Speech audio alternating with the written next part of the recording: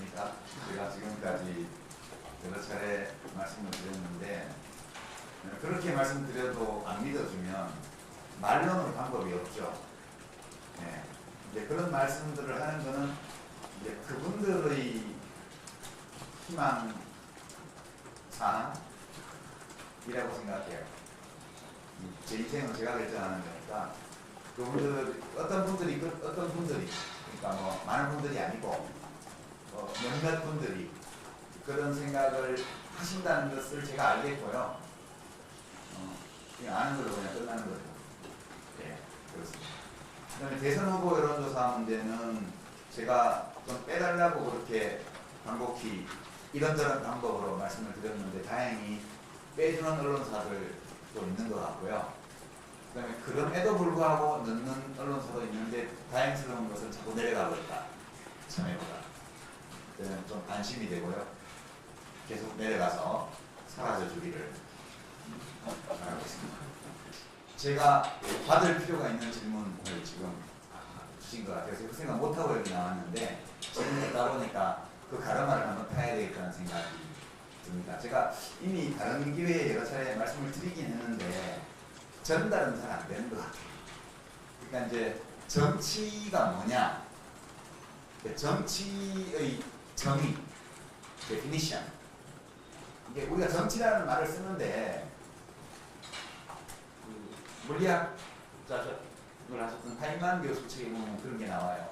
세계 철학자 대회를 갔더니 과학자계를 대표해서 거기 뭐 며칠 동안 철학자 대회 토론을 하는데 모두가 자기의 언어로 얘기하고 있더라고요. 예, 모든 사람들이 자기만의 언어로 얘기를 하고 있더라고요. 그러니까 언어가 통일이 안 되면 통일이 어렵죠. 정치에 대해서 제가 여러 차례 뭐 다른 기회에는 말씀드렸습니다만 정치는 뭐냐? 제가 이해하는 바로는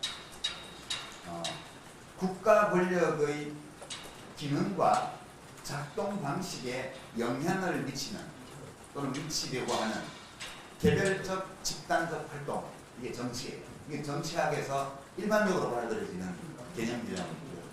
국가 권력의 기능과 작동 방식에 영향을 미치려고 하는 개별적 집단적 활동.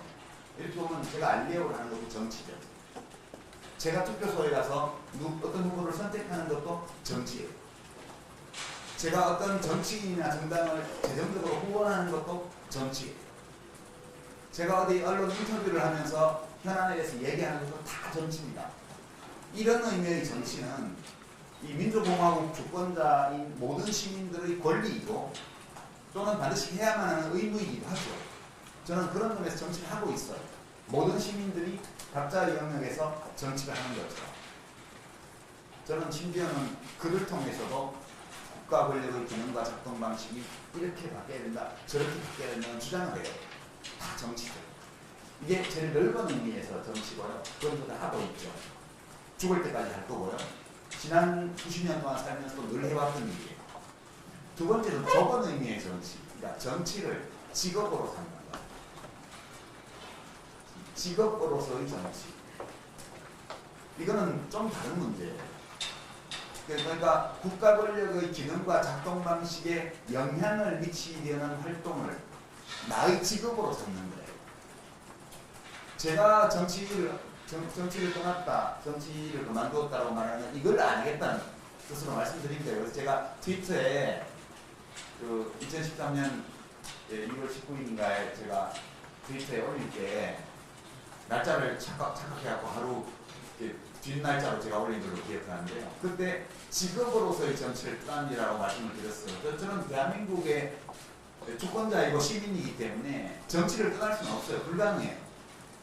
다만 제가 직접 권력을 잡아서 국가 권력을 잡아서 그 국가 권력의 기능, 작동 방식을 바꾸려고 하는 시도, 이건 안 하겠다는 뜻이에요. 그래서 저는 직업으로서 정치를 완전히 떠났고 시민으로서의 정치는 다른 모든 시민들이 하는 것처럼 저도 하고 있죠. 여러분도 하고 계시고. 그렇게 가르마를 좀 펴고 싶고요. 이제 제가 가끔 뭐 자주는 아니지만 어쩌다 텔레비전을 보다 보면 패널로 나오신 분들이나 뭐 이런 토크, 정치 관련 토크를 하시는 분들이 그렇게 말씀하시더라고요. 지금 정치를 하고 있는 거라고. 맞아요. 제가 정치를 하고 있는 거. 근데 그건 그분들도 하고 있는 거거든요. 누구나 다 하고 있는 거고. 그러니까 특별히 유한계가 정치를 하고 있다, 아니다라고 말할 가치가 없는 일이라고 저는 생각해요. 저는 시민으로서 또 지식과 정보를 다루는 사람으로서 제가 할 수 있는 방식으로 제가 하고 싶은 방식으로 생업을 이어가면서 우리의 국가가 이렇게 됐으면 좋겠다는 저의 소망을 투사하는 거거든요. 거기에 다른 모든 사람이 이렇게 하는 것처럼 그것을 하고 있을 따름이다. 네, 그런 것이고 정두원 씨가 그런 평을 했던데 여러 차례 판단 잘못할 것 같다고. 이 사람 틀림없이 다시 선거에 나올 거고 그러면 이렇게 알릴레오 같은 거 하면 손해고 너무 빨리 움직였다. 그런 말씀 하시더라고요. 동의해요. 제가 진짜로 직업으로서의 정치를 재개할 생각이 있다면 이런 식으로 안 하죠. 저도 정치를 해봤고 정치 지도자의 참모도 해봤습니다. 선거 기획도 많이 해봤고요. 제가 진짜로 다시 대통령 선거에 나가거나 정치를 재개할 의사가 있으면 이런 식으로 안 해요. 절대. 그거 하는 방법을 저도 좀 알거든요. 그래서 그 점에 보면 정두원 씨의 그 비평은 정확한 비평인데요. 잘못 짚었어요. 그 말씀에 동의하면서 제가 정말 선거에 나갈 거라면 지금 하는 식으로 살지 않는다. 네, 그 점은 만날 기회가 없어서 이 자리를 통해서 다음에 비평하실 때 참고하시라고 말씀드렸습니다. 네. 지난 10년 동안 매 순간이 아쉬웠죠. 저 개인적인 소리인데요. 이제 노무현 대통령은 되게 괜찮은 토론자였어요.